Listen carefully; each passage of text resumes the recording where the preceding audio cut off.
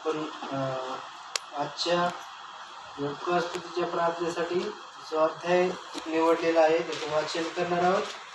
आणि मी विनंती करतो आमच्यामध्ये वळसर आहेत ते स्तोत्र संहिताचा 121वा अध्याय वचन 1 ते 8 वाचतील.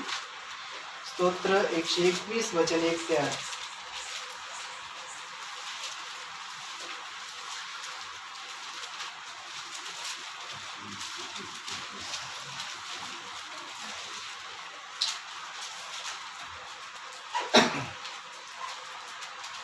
स्तोत्र संहिता 121 वचन 1 ते 8. परमेश्वर तुझा रक्षक आहे. मी आपली पृथ्वी पर्वताकडे लावतो. मला सहाय्य कोठून येईल? आकाशाचा व पृथ्वीचा निर्माण करता जो परमेश्वर, त्याच्यापासून मला सहाय्य येते. तो तुझा पाय कदापि ढळू देत नाही. तुझ्या रक्षकाला झोप लागत नाही. पहा, इस्रायलाच्या रक्षकाला झोप लागत नाही व तो डुलकी घेत नाही. परमेश्वर तुझा रक्षक आहे. परमेश्वर तुझ्या उजव्या हाताला तुला सावली आहे. दिवसा सूर्याची व रात्री चंद्राची तुला बाधा होणार नाही. परमेश्वर सर्व अनिष्टांपासून तुझे रक्षण करेल. तुझ्या जीवाचे रक्षण करेल. परमेश्वर तुझे येणे जाणे इथून पुढे सर्व काळ सुरक्षित राहील. आणि वचन वाचत असताना निश्चित सरांना म्हणजे कुटुंबाला असं जाणवत असेल की प्रत्येक वचन परमेश्वराने आमच्या जीवनामध्ये खरं केलेलं आहे. प्रत्येक वचन जर आम्ही पाहिलं तर किती अद्भुत आहे. आणि ज्यावेळेस आम्ही त्याचा अनुभव घेतो त्यावेळेस त्या वचनाचा उलगडा आम्हाला असं होतो की परमेश्वर, 5वं वचन काय म्हणतो? परमेश्वर तुझा रक्षक आहे. परमेश्वर तुझ्या उजव्या हाताला तुला सावली आहे. दिवसा सूर्याची व रात्री चंद्राची तुला बाधा होणार नाही. परमेश्वर सर्व अनिष्टापासून तुझे रक्षण करील. तुझ्या जीवाचे रक्षण करील. आज आम्ही या ठिकाणी जमलेलो आहोत की परमेश्वराचा गौरव करण्यासाठी, त्याची उपकार स्तुती करण्यासाठी. आणि परमेश्वराची उपकार स्तुती आम्ही का केली पाहिजे? हे जे वचन आहे, जे पवित्र शास्त्रामध्ये दिलेले आहे, ते वचन ज्यावेळेस आमच्या जीवनामध्ये अनुभव देतात त्यावेळेस आम्हाला समजतं की आम्ही परमेश्वराचं गौरव का केलं पाहिजे, परमेश्वराची उपकार स्तुती का केली पाहिजे, आम्ही परमेश्वराचे आभार का मानले पाहिजे. आम्ही जर वचन वाचलं, पहिले इतिहास याचा 16वा अध्याय आणि 34वा वचन, कृपा करून प्रत्येकाने बायबल आणलेलं आहे. ज्याला पटापटा काढते ना, आपल्या मंडळीमध्ये खूप फास्ट वचन काढतात.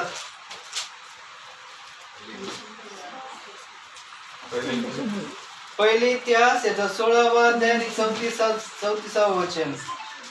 परमेश्वराचे उपकार स्मरण करा, कारण तो चांगला आहे. त्याची दया सनातन आहे. परमेश्वराचे उपकार स्मरण करा, कारण तो चांगला आहे, कारण त्याची दया सनातन आहे. प्रियांनो, की परमेश्वर कसा आहे? चांगला आहे. म्हणून आम्ही त्याचं काय केले पाहिजे? उपकार स्मरण केले पाहिजे. आम्ही प्रत्येक समयी त्या देवाचे आभार मानणं गरजेचं आहे. आम्ही पाहतो की परमेश्वर चांगल्या लोकांवर, वाईट लोकांवर, परमेश्वर जे त्याच्या भयात आहे त्यांच्यावर, जे त्याचं भय धरत नाही त्यांच्यावर, अशा प्रत्येकावर तो कसा आहे? प्रत्येकाच्या बाबतीत तो कसा आहे? चांगला आहे. आणि आम्हाला जर माहित आहे की आमचा देव चांगला आहे तर आम्ही त्याचे सदैव काय केले पाहिजे?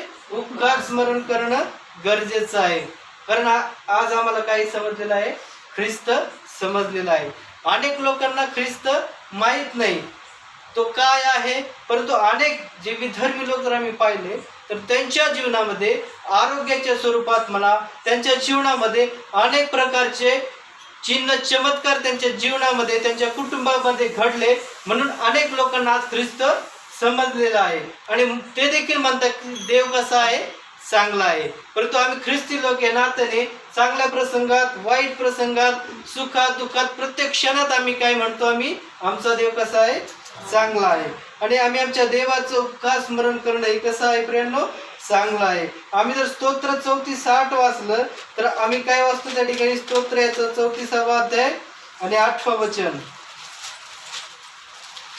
परमेश्वर किती चांगला आहे याचा अनुभव घेऊन पहा. जो त्याच्यावर भाव ठेवितो तो पुरुष धन्य. आमेन. परमेश्वर किती चांगला आहे याचा अनुभव घेऊन पहा. जो त्याच्यावर भाव ठेवतो तो पुरुष जो त्याच्यावर भाव ठेवतो तो धन्य. प्रियांनो, परमेश्वर किती चांगला आहे याचा अनुभव इथे बसलेल्या प्रत्येकाला आलेला असेल. असं कुणी आहे की परमेश्वर चांगला याचा अनुभव आलेला नाही? प्रत्येकाला त्याचा अनुभव आलेला आहे. विशेषतः ओळ सरांचा जर आपण विचार केला तर जो अनुभव त्यांनी घेतलाय की परमेश्वर किती चांगला आहे. आम्ही वचन वाचलं की परमेश्वर कसा आहे, चांगला आहे. परंतु या ठिकाणी वचन काय सांगतं, परमेश्वर किती चांगला आहे याचा अनुभव घेऊन पहा. तो अनुभव कोणी घेतलाय? आज आमच्या समोर उदाहरण आहे, सरांनी घेतलाय की परमेश्वर किती चांगला आहे. की ज्यावेळेस आपण त्या समस्येतून, त्या चिंतेतून, त्या आजारातून, त्या समस्येतून जातो त्यावेळेस आम्ही खूप भीतीदायक परिस्थितीमध्ये असतो. परंतु ज्यावेळेस परमेश्वराचं सामर्थ्य आमच्या भोवती येतं त्यावेळेस ज्यावेळेस परमेश्वराचं वचन, परमेश्वराची प्रार्थना, सेवकांची प्रार्थना ज्यावेळेस आम्हाला आधार देते त्यावेळेस हे वचन आम्हाला समजते की परमेश्वर किती चांगला आहे याचा अनुभव घेऊन पहा. ज्यावेळेस आम्हाला अनुभव कळतो त्यावेळेस आम्हाला तो किती चांगला आहे याचं प्रचिती येते. आणि ती प्रचिती या कुटुंबाने प्रत्येकाने अनुभवलेली आहे. हे वचन त्यावेळेस रेचलला देखील कितीतरी अनुभव देऊन गेलं. किती एकटे असताना तिला प्रसंगातून तिला जावं लागलं, परंतु तिला देखील आज या वयामध्ये समजलं की परमेश्वर किती चांगला आहे. याचा अनुभव परमेश्वराने तिला दिलेला आहे. खरंच आम्ही त्याच्यामध्ये जीवन जगत असताना आम्हाला समजत नाही की परमेश्वर किती चांगला आहे. परंतु ज्यावेळेस आमच्या जीवनामध्ये, आमच्या कुटुंबामध्ये हा अनुभव येतो त्यावेळेस आम्हाला समजतं की परमेश्वर किती चांगला आहे. आणि तो अनुभव परमेश्वराने या कुटुंबाला दिलेला आहे. परमेश्वराचं ते सेवा करत आहेत आणि निश्चित परमेश्वराने त्यांना त्याचा पुन्हा एकदा एक नव्याने किती चांगला याचा अनुभव परमेश्वराने या कुटुंबाला दिलेला आहे. आणि म्हणून हे आजची आम्ही उपकार स्तुतीची प्रार्थना करत आहोत. आम्ही पाहूया की आज आम्ही जर पाहिलं तर लोक जे आहेत ते आनंद उत्सव करतात.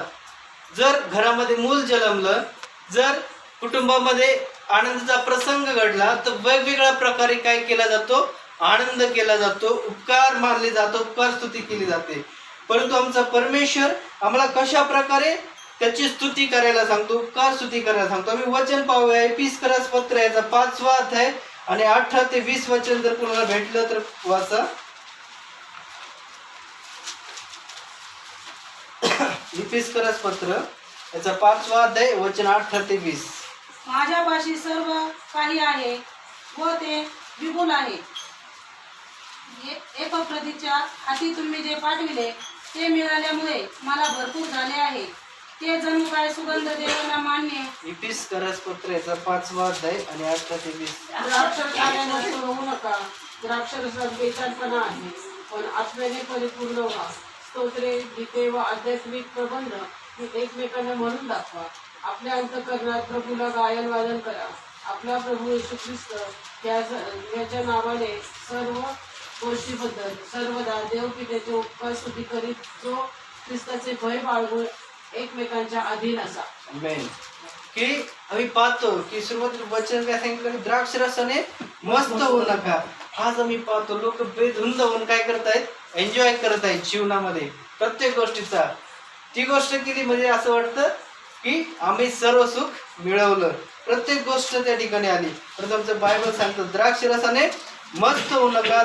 द्राक्ष रसात बेतालपणा आहे, पण आत्म्याने परिपूर्ण व्हा. आम्हाला परमेश्वराचं वचन सांगतं की आम्हाला काय व्हायचंय, आत्म्याने परिपूर्ण व्हायचंय. स्तोत्रे, गीते व आध्यात्मिक प्रबंध एकमेकांना म्हणून दाखवायचे. आम्ही जे आता स्तुती आराधना केलेली आमच्या देवाला ही प्रिय आहे, त्याची स्तुती आराधना. आणि त्यासाठीच परमेश्वराने तुम्हाला आणि मला हे मानवी देह देऊन त्याचा श्वास फुंकलेले की या मानवाने त्याचं काय केली पाहिजे, स्तुती आराधना केली पाहिजे. आणि आपला प्रभू येशू ख्रिस्त याच्या नावाने सर्व गोष्टीबद्दल सर्वदा देवपित्याची उपकार स्तुती करत जा. सर्वदा काय सांगितलंय, सर्वदा देवपित्याची काय करा, उपकार स्तुती करा. असं नाही सांगितलं की तुम्ही ज्यावेळेस परमेश्वर तुमच्या जीवनामध्ये चांगल्याच गोष्टी करेल त्यावेळेस उपकार स्तुती करा सर्वदा. मग तो चांगला प्रसंग असो वाईट प्रसंग असो. बऱ्याचदा असं आम्ही पाहतो आमच्या घरात देखील असं होतं की नाही का, की का बा आमच्या जीवनात का दुःख, आमच्या जीवनात का अडचणी, आमच्या जीवनात का समस्या, एवढ्या परीक्षा का. परंतु परमेश्वराचं वचन सांगतं तुम्ही सर्वदा काय करा, देवाची उपकार स्तुती करीत जा. आणि परमेश्वराची हीच इच्छा आहे की मी सर्व प्रसंगी चांगलेपणात वाईटपणात परमेश्वराची स्तुती करणं गरजेचं आहे. कारण का परमेश्वर कसा आहे, चांगला आहे. जर आमच्या जीवनात समस्या आहे तर त्याच्यातून तो आम्हाला बाहेर काढणार आहे. आणि ही देवाची इच्छा आहे की प्रत्येक प्रसंगी काय केली पाहिजे, आमच्या परमेश्वराची उपकार स्तुती केली पाहिजे. त्याचप्रमाणे थेसलोनिकरास पहिले पत्र 5:18 मध्ये असं सांगितलंय की सर्व स्थितीत, इथे सांगितलं की सर्व स्थितीत उपकार स्तुती करा कारण तुम्हाविषयी ख्रिस्त येशूमध्ये देवाची हीच इच्छा आहे. देवाची देखील हीच इच्छा आहे. स्थिती कुठल्याही असो सर्व स्थितीत तुम्ही काय करा, परमेश्वराची उपकार स्तुती करा. आम्ही पाहतो पौल आणि सिला प्रेषितांच्या कृत्यामध्ये 16 अध्याय आणि 25 आणि 26 वचनामध्ये की ते कसे होते, बंदीशाळेत होते.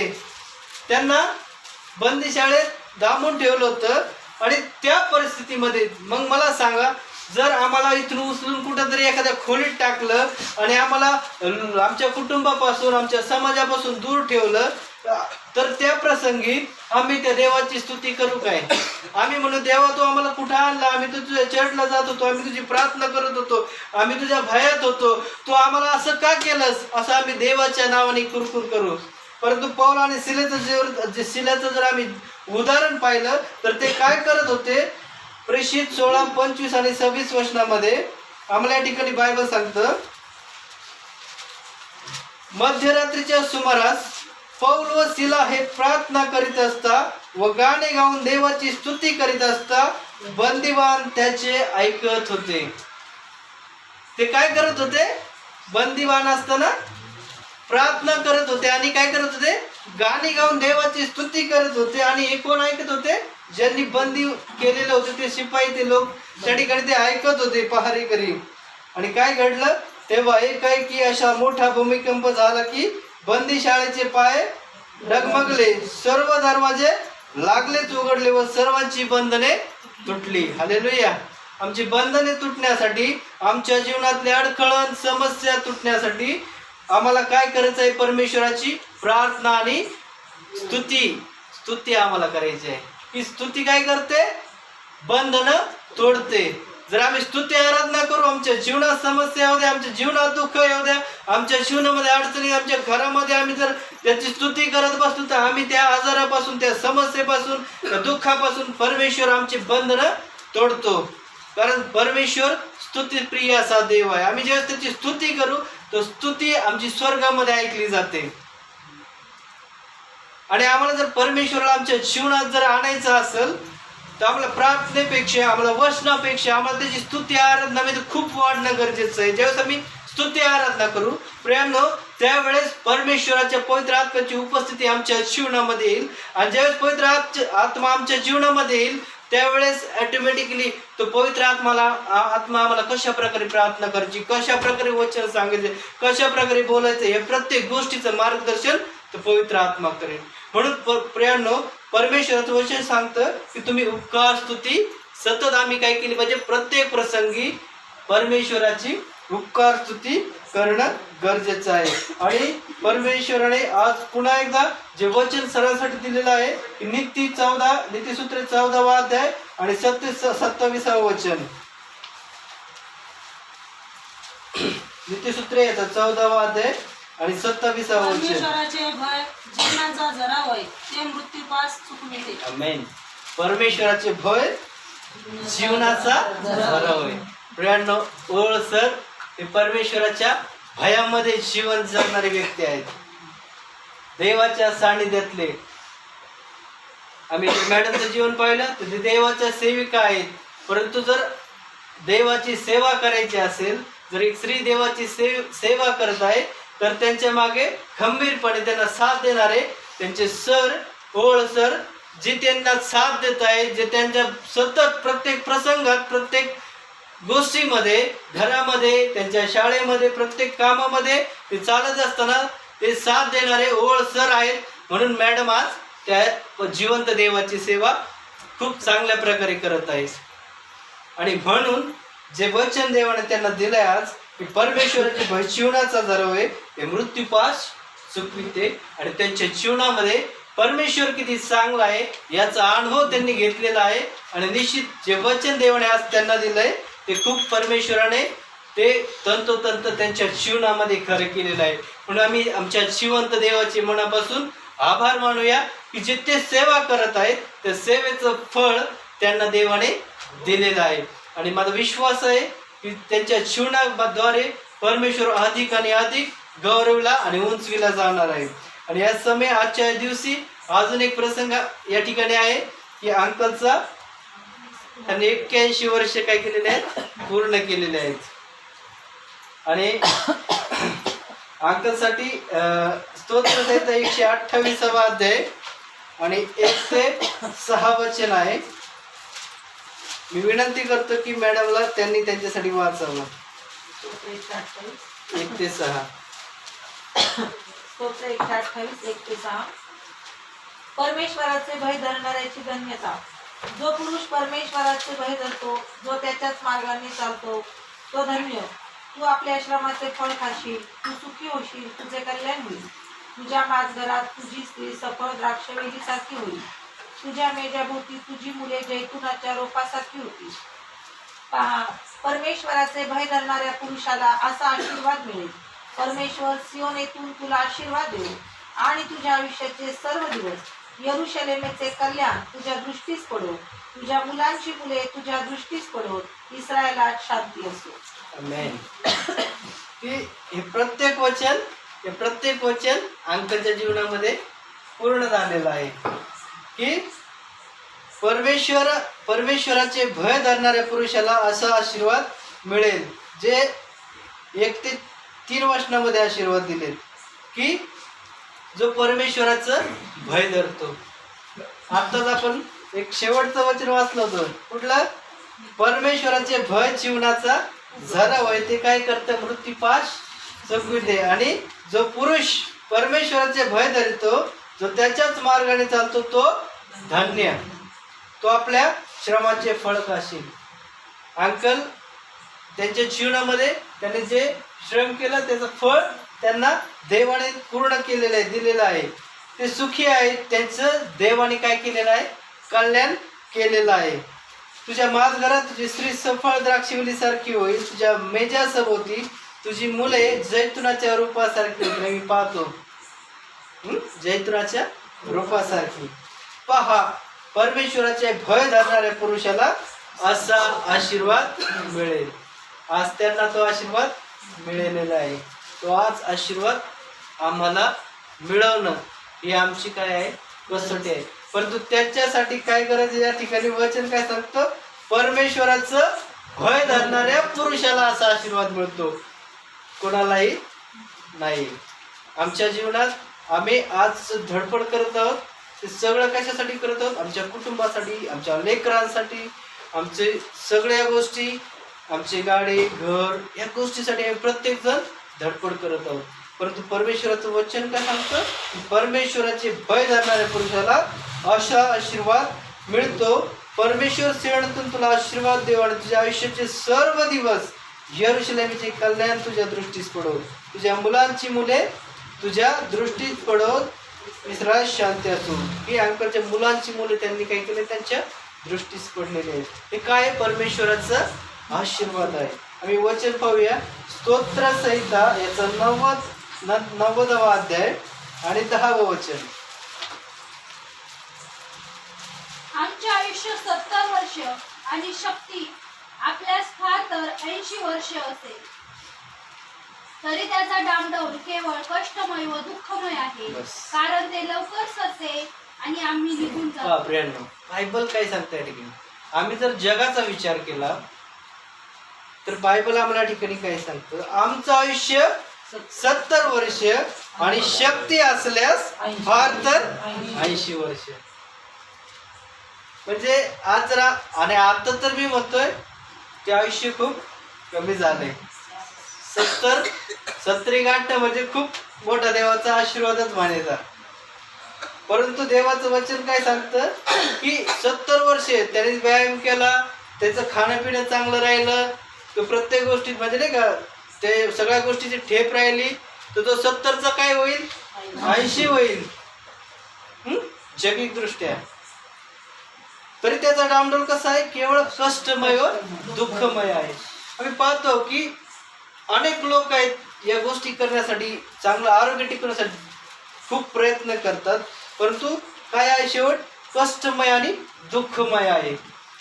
परंतु प्रियांनो, आम्ही जे ख्रिस्ती विश्वासणारे आहोत, जे 70 ओलांडलेत, ज्यांनी 80 ओलांडली, त्याही पलीकडे देवाचं वचन आम्हाला काय सांगतं, स्तोत्र 91 आणि 16 मध्ये त्याला दीर्घायुष्य देऊन तृप्त करीत त्याला मी सिद्ध केलेल्या कारणाचा अनुभव घडविला. आमेन. की 70 वर्ष 80 वर्ष, परंतु परमेश्वर काय म्हणतो, त्याला दीर्घायुष्य देऊन काय करीन, तृप्त करीन, त्याला मी सिद्ध केलेल्या कारणाचा अनुभव घडवीन. प्रियांनो, दीर्घायुष्य वचन काय सांगतं, दीर्घायुष्य देईल. त्याला वय नाही दिलं, मग 90 92 100 वय नाही, दीर्घायुष्य, आणि त्याला सिद्ध केलेल्या तारणाचा काय करील, अनुभव घडवील, की जो परमेश्वराचं भय धरतो. आणि प्रियांनो, जसं आमच्या मंडळीमध्ये, आमच्या चर्चमध्ये, आमच्या घरामध्ये जी वृद्ध व्यक्ती असते, त्या वृद्ध व्यक्तीमुळे काय असतं, आमच्या घराला काय असते, शोभा असते. आणि ज्या वृद्ध व्यक्ती आहेत, अनेकदा काही ठिकाणी जर आम्ही पाहिलं की काही जे वृद्ध झालेली व्यक्ती आहेत त्यांना काही समजत नाही, ते विसरतात, त्यांना ओळखत नाहीत. आणि बऱ्याचदा काही ठिकाणी समजा कोणी मुलगी मुलं पाहायला आले, तर काही लोक काय करतात की भद्र्या माणसाला नको की त्यांना आताच राहू द्या. म्हणजे प्रियांनो, वृद्ध लोक ही घराची शोभा आहेत. आणि जे त्यांना थोडं त्याची बुद्धी कमी झालेली असू द्या, परंतु आम्ही त्या वृद्धाची कशा प्रकारे सेवा करतो त्यावरून ते आलेले लोक किंवा इतर लोक समजतात की या घरामध्ये कशा प्रकारचं वातावरण आहे. तो व्यक्ती ज्या पद्धतीने बोलतो, तो थोडासा बोलसरपणे बोलू द्या, पण जे बोलतो ते काय बोलतो, सत्य बोलतो. त्याच्या बोलण्यामध्ये कुठल्याही प्रकारचं चुकीचं नसतं, जे आहे तो ते लहान लेकरासारखं खरं बोलून जातो. आणि वृद्ध व्यक्ती काय आहे, घराची शोभा आहे. वृद्ध व्यक्ती काय आहे, मंडळीची गरज आहे. आम्ही म्हणतो तरुण हे आधारस्तंभ आहेतच, परंतु प्रियांनो, मंडळीमध्ये वृद्ध व्यक्ती असणं हे खूप गरजेचं आहे. जर वृद्ध व्यक्ती असतील तर आमच्या मंडळीमध्ये आमच्या तरुणांना, आमच्या मुलांना, आमच्या मुलींना, महिलांना एक चांगल्या प्रकारे मार्गदर्शन करण्याचं काम हे वृद्ध व्यक्ती करू शकतात. कारण का, की त्यांच्या जीवनामध्ये त्यांना आजपर्यंत आलेले अनुभव, त्या अनुभवातून जे जे शिकलेले आहेत त्याद्वारे ते काय करतात, आम्हाला प्रत्येक वेळी चालवतात की वृद्ध असणं गरजेचं आहे. ती काय आहे, परमेश्वराचा तो काय आहे, आशीर्वाद आहे. आम्ही पाहतो की पूर्वी म्हणजे का जे वयाने मोठे त्यांचं काय घ्यायचे, आशीर्वाद घ्यायचे. बरेचदा असं नाही का आम्ही पाहतो, आम्ही ख्रिस्ती विश्वास या नात्याने की बरेच लोक म्हणते की पाया पडू नका, बरोबर. परंतु प्रियांनो, जे आमचे वृद्ध आहेत, आमच्या आजी आजोबा आहेत, प्रियांनो, बायबल, परंतु आम्ही पाहतो की जे वयोवृद्ध त्यांचे काय केलेले, बायबलमध्ये देखील काय त्यांनी काय केलेले आहेत, आशीर्वाद दिले. हे जे वयोवृद्ध लोक आहेत की ते काय करतात, आशीर्वाद देतात. आणि आमच्या मला सांगू दे की आमची आजी नाही आमच्यामध्ये, परंतु आम्ही ज्यावेळेस तिला भेटायला जायचो त्यावेळेस आमचे लेकरं आम्ही काय करायचो, तिच्या पाया पडायचो आणि खूप भरभरून ते आम्हाला आशीर्वाद द्यायचे. आशीर्वाद देणं हे देवाने दिलेलं त्यांना दान आहे. आणि देवा जे आशीर्वाद ते देतात, ते आशीर्वाद ते देवापासून आलेले आशीर्वाद असतात. जे देवाच्याच वाणीचे आशीर्वाद ते आम्हाला देत असतात. म्हणून प्रियांनो, आम्ही आमच्या वडीलधाऱ्यांचा मान राखणं आणि ते शोभेचा मुकुट आहे. पाहूया वचन. मी सांगत नाही, बायबल सांगतं. नीतिसूत्रे याचा 16वा अध्याय आणि 31वा वचन. पिकलेले केस शोभेचा मुकुट होत, धर्ममार्गाने चालल्याने तो प्राप्त होतो. आमेन. पिकलेले केस शोभेचा मुकुट होत. आम्ही अंकलचे केस पाहतोय की नाही. प्रियांनो, वय वाढलं म्हणजे केस पिकतात, परंतु या ठिकाणी वचन काय सांगतं? पिकलेले केस शोभेचा मुकुट होत, धर्म मार्गाने चालल्याने तो प्राप्त होतो. जर धर्म मार्गाने आम्ही जर चाललो तर जे आमचं नुसतं वय वाढत नाही, आमचे नुसते केस पिकत नाही, परंतु जो देवाचा आशीर्वाद आहे, जे पिकलेले केस जे म्हटलेलं आहे की देवाच्या आशीर्वादाने भरलेलं जीवन जे आहे ते काय आहे? त्या व्यक्तीचा काय आहे? मुकुट आहे. की आम्ही पाहतो अनेक काही वयस्कर लोक आहेत की त्यांना बायबल माहीत आहे, परंतु त्याच्या मध्ये चालत नाहीत. त्याचं गांभीर्य, त्यांचं जीवन संपत आलं तरी नाही, त्यांच्यासाठी हा मुकुट नाहीये. परंतु जे धर्म मार्गाने चालतात त्यांना हा मुकुट प्राप्त होतो. आणि नीतिसूत्र 16वा अध्याय आणि 6व्या वचनामध्ये देखील ते सांगितलेलं आहे. दया व सत्य यांच्या योगाने नीती 17वा अध्याय आणि 6वं वचन. पुत्र पौत्र वृद्धांचा मुकुट होत, मुलांची शोभा त्याचे वडील होत. आमेन. पुत्र पौत्र वृद्धांचा मुकुट होत. जे मुलं आहेत, हे की नाही, पुत्र पौत्र वृद्धांचा मुकुट होत. प्रियांनो, आम्ही पाहतो ज्यावेळेस येशू ख्रिस्ताला त्या कालवरच्या क्रूसावर खिळलं त्यावेळेस त्याच्या डोक्यावर काय केलेलं आहे? काटेरी मुकुट. तो शोभेचा मुकुट होता का? तो दुःखाचा मुकुट होता, तो अपमानाचा मुकुट होता, तो छळाचा मुकुट होता. त्याची थट्टा केली म्हणून तो मुकुट त्याला घातलेला होता. म्हणजे प्रियांनो, तुम्ही आणि मी जे पापात गेलो होतो, वाया गेलो होतो, आम्ही जो चुकीचं वागलो होतो, जे पाप आम्ही केलं होतं, त्या पापाचा मुकुट येशू ख्रिस्ताला त्याच्या डोक्यावर घातला होता. आम्ही केलेल्या पापाचा मुकुट, आम्ही केलेल्या चुकांचा मुकुट त्याच्या डोक्यावर होता. परंतु वचन काय सांगतं की पुत्र पौत्र वृद्धांचा मुकुट होत. जर आम्ही चांगले मुलं झाले तर त्या वृद्ध बापाचा मुकुट हा कसा आहे?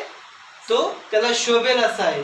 परंतु जे मुलं वाया गेलेले आहेत, जे चुकीच्या मार्गाने गेलेले आहेत, असे मुलं की ज्यांना पोलिसांनी उचलून नेले, जे दारूच्या आहारी गेले, जे व्यसनाधीन झालेत, त्यांच्या डोक्यात कुठला मुकुट येणार आहे? मग बापाचा मुकुट कोणता आहे? म्हणजे जे वचन सांगितले ते सत्य आहे प्रियांनो, की जे मुलं मुली ज्या त्याच्या वचनामध्ये चालतात तो त्यांचा शोभेचा मुकुट आहे. आणि निश्चित परमेश्वराचं भय धरणाऱ्या पुरुषाला आशीर्वाद आहे. आणि अंकलच्या जीवनामध्ये त्यांनी परमेश्वराचा भय धरलेला आहे. त्यांच्या कुटुंबाला त्यांनी त्यांच्या परमेश्वरच्या वचनाप्रमाणे चालवलं. म्हणून आज त्यांची आम्ही जर मुलं पाहिले, त्यांच्या मुली पाहिल्या, तर हे कसे आहेत? देवाच्या सेवेमध्ये आहेत. म्हणजे जे वचन आहे की पुत्र पौत्र वृद्धांचा मुकुट होय, तर त्यांच्या जीवनामध्ये ते वचन देवाने पूर्ण केलेलं आहे. आणि त्यांचा शोभेचा मुकुट त्यांचे पुत्र पौत्र झालेले आहेत. आणि मुलांची शोभा कोण आहे? वडील आहेत. प्रियांनो, ज्यावेळेस बाप असतो त्यावेळेस बापाची किंमत कळत नाही, परंतु ज्यावेळेस बाप जातो त्यावेळेस समजतं की बाप किती जीवनामध्ये महत्वाचा असतो. ज्यावेळेस बाप जातो, ज्यावेळेस आई जाते, त्यावेळेस काय होतं? आमच्या जीवनामधून जो आशीर्वादाचा हात आहे, जो पाठिंब्याचा हात आहे, तो काय होतो? निघून जातो. आज किती आम्ही मोठे होऊ द्या, परंतु बाप म्हणणार, अरे एवढा उशीर का झाला रे, लवकर यायचं, थोडं घरात वाट बघते. बाप आज त्या बापाचं कधी कधी आम्हाला वाईट वाटतं की आम्ही एवढे मोठे झाले तर आमचे वडील आम्हाला असं का बोलतात. परंतु प्रियांनो, ज्यावेळेस तीच हाका मारणारे जर आमच्या आमच्यातून निघून गेली व्यक्ती, तर प्रियांनो आम्हाला त्यावेळेस त्या गोष्टीचा पश्चाताप येतो. परंतु या ठिकाणी जो आशीर्वाद परमेश्वराने अंकलला दिलेला आहे, की तो आशीर्वाद म्हणजे काय, की परमेश्वराने त्यांना दीर्घायुष्य देऊन तृप्त केलेलं आहे, दीर्घ आयुष्य दिलेलं आहे. देवाच्या वचनाप्रमाणे 70, 80, 80च नव्हे तर देवाने त्यांना 81 वर्ष त्याच्या नावामध्ये खूप चांगल्या प्रकारे त्यांनी वाढ केलेली आहे. परंतु एक नवीन वर्ष परमेश्वराने त्यांच्या जीवनामध्ये दिलेलं आहे. आणि म्हणून आजचा जो दिवस आहे त्यांच्यासाठी खूप आशीर्वादाचा दिवस आहे. आणि आम्ही पाहूया की शेवटचं वचन, की नीतिसूत्रे याचा 14वा अध्याय आणि 26वा वचन. परमेश्वराचे भय धरल्याने श्रद्धा दृढ होते आणि ज्यांच्या ठाई श्रद्धा असते त्यांच्या मुलास ती आश्रयस्थान असते. आमेन. की परमेश्वराचे भय धरल्याने श्रद्धा दृढ होते आणि ज्यांच्याकडे श्रद्धा असते त्यांच्या मुलास ती आश्रयस्थान होते. की जे वचन परमेश्वराने आज अंकासाठी दिलंय, त्यांच्या मुलांसाठी जे श्रद्धास्थान, जे आश्रयस्थान आहे, की त्यांच्या वडिलापासून त्यांच्या मुलांपर्यंत आलेलं आहे. ते आश्रयस्थान परमेश्वराच्या श्रद्धेमुळं, त्यांच्या अंकलने ठेवलेल्या भयामुळं हे काय झालेलं आहे, प्राप्त झालेलं आहे. निश्चित परमेश्वर आजच्या या उपकार स्तुतीच्या प्रार्थनेमध्ये ओळ सरांना जे आरोग्य दिलं, जे त्यांच्या जीवनामध्ये परमेश्वर किती चांगला आहे याचा अनुभव परमेश्वराने त्यांना दिला. आणि जी वयोवृद्धी, जे परमेश्वराने जो आशीर्वाद अंकलला दिलेला आहे, खरंच तो देवाने, परमेश्वराने या कुटुंबावर खूप प्रेम करत आहे याचा अनुभव त्यांनी दिला. त्या प्रेमाबद्दल आम्ही ते जिवंत देवाचे आभार मानूया. आणि येणाऱ्या दिवसामध्ये ओळ परिवाराद्वारे, साळवे परिवाराद्वारे परमेश्वर अधिक आणि अधिक गौरवला जावा, उंचविला जावा, हीच आम्ही परमेश्वराकडे प्रार्थना करूया. आणि हे सगळं करण्यास परमेश्वर ओळ परिवाराला, त्याचप्रमाणे साळवे परिवाराला आशीर्वाद देव. आमेन. या समय आपण प्रार्थनेमध्ये जाण्यापूर्वी